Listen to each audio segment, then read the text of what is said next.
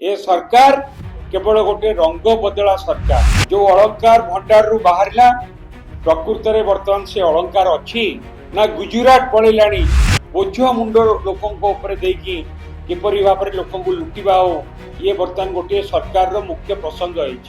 प्रत्येक दिन खबर कागज उल्टेले बा इलेक्ट्रोनिक्स मीडिया रे आमे भी देखुचु प्रत्येक दिन रेप मर्डर आसामी मानक विरुद्ध रे कार्यानुष्ठान शून्य क्रिमिनाल मानकर ये सरकार उपरे भय नाही। तेणुकर ये हूँ गोटे कथा। द्वितीय कथा चाषी भाई मानक कथा धान वेस्टर्न ओडिशा रे आपण देखिबे जति धान उठिबा कथा तार मात्र 30% धान उठिला। चाषी माने मात्र 30% धान दे पारले एवं कोस्टल एरिया रे मध्य धान गोटे गोटे सोसाइटी रे थरटे किना है आउ किना होनी धान।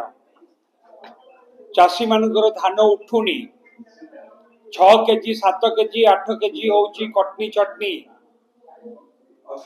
एवं टुकन भी माने पाउ नांती। चाषी माने आज मुंडरे हाथ देकी बसचंती। चाषी मानक धान आज मंडी रे पड़ी रही उठी पारु नाही। ये हूँ सबुठु बड़ वर्तमान प्रसंग। वर्तमान परिस्थिति रे ये गोटे सबुठु बड़ प्रसंग।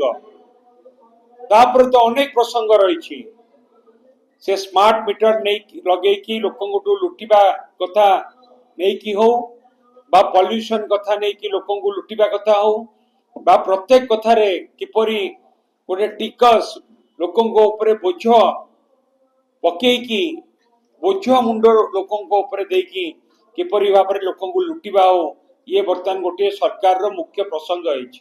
ये सरकार केवल गोटे रंग बदला सरकार। ता छड़ा जेते भी सेमाने घोषणा करचंती केवल घोषणा रोची कौनसी गोटे कथा कार्यकारी होउनी।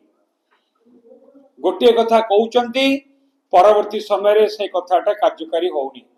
प्रत्येक विभाग रे आलू आसीबो ट्रेन ने आसुची पहुंचीबो गहम दिया जीवो धाड़ी दर्शन हब ए सब अनेक कथा एवं एबे सब मंदिर मानकरे मध्य से माने पैसा देकी एंट्री फीस नबा पई आरंभ कलानी। स्वर्ण अलंकार सी भी गोटे बड़ प्रश्न हवा पई जाउची। जो प्रभु जगन्नाथंग मंदिर रे जो अलंकार ताकू गणती मनती मध्य पर्यंत हेई पारलानी।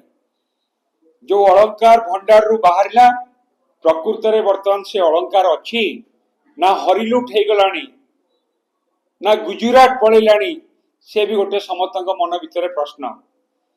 एमती अनेक प्रसंग रही से सबू प्रसंग को लेकिन आसंता 13 तारीख दिन कटक जिले रे